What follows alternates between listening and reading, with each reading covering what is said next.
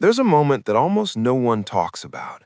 It happens right when something starts to feel real, when the text messages become consistent, when the attention feels warm instead of exciting, when someone actually sees you, and instead of leaning in, something inside you quietly pulls the emergency brake. Not because you don't care, not because you're bored, but because closeness suddenly feels dangerous. If that reaction feels familiar, this isn't random, it's a pattern, and it's been shaping your relationships longer than you realize. If you're someone who likes these kinds of quiet, psychological stories, the kind that help you understand your own reactions a little better, take a second to subscribe and turn on notifications. Not as a favor to the channel, but because these conversations tend to land differently when you hear them over time, not just once. Pulling away when things get real isn't about commitment. That's the easy explanation people use. The truth is more uncomfortable. What actually triggers the distance is emotional exposure. When things are casual, you're safe. You can perform, you can be charming, you can control the pace. But when someone starts to expect you emotionally, when they want consistency instead of chemistry, your nervous system interprets that as risk. Not logical risk, emotional risk, the kind that feels like losing control. And control has always been how you stayed okay. Here's the part most people miss. You don't pull away because you don't want connection. You pull away because you want it too much, and you don't trust what happens when you need someone. There's a tension living inside you. One side wants closeness, warmth, someone who stays. The other side is constantly scanning for signs that it's about to cost you something, your freedom, your identity, your emotional balance.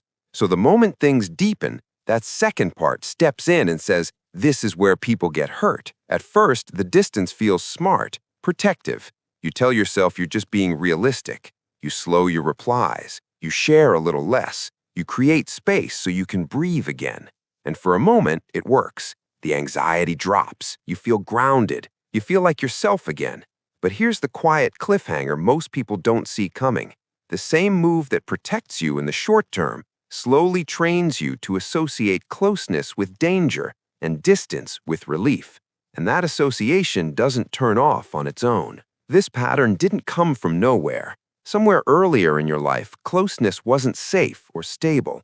Maybe it was inconsistent. Maybe it came with strings attached. Maybe it disappeared without warning.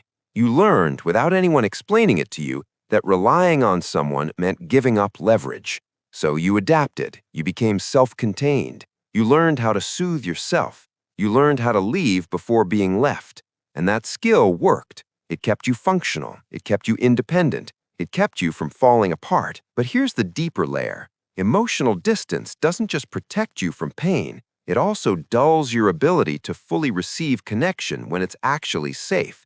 Even with good people, even when nothing is wrong.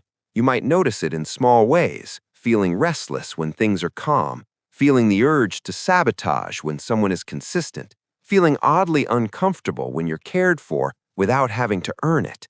That discomfort isn't a flaw, it's a signal. Your system was trained in a world where closeness had consequences. The quiet twist is this. Over time, pulling away doesn't just cost you relationships, it costs you access to parts of yourself, the softer parts, the parts that relax into being known. When you're always managing distance, you're never fully present. You're always slightly braced, slightly guarded. You survive, you function, but you don't fully land anywhere. And that creates a specific kind of loneliness, not the kind where you feel alone, the kind where you feel unseen even when someone is right there. This is where awareness matters, not to fix yourself, not to force vulnerability, just to name what's happening without shame.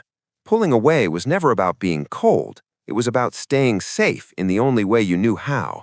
And understanding that doesn't mean you suddenly change your behavior.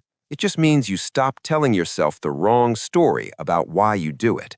You stop calling it indifference when it's actually fear mixed with longing. If this resonates, I want you to sit with one honest question and put your answer in the comments. When things start feeling real, what are you actually afraid you'll lose if you stay? And if this helped you see your own patterns with a little more clarity, share it with someone who keeps their distance but doesn't know how to explain why. And if you want to keep exploring the quiet psychology behind these reactions, you're welcome to subscribe and stay here. Some patterns don't need to be fixed, they just need to be understood.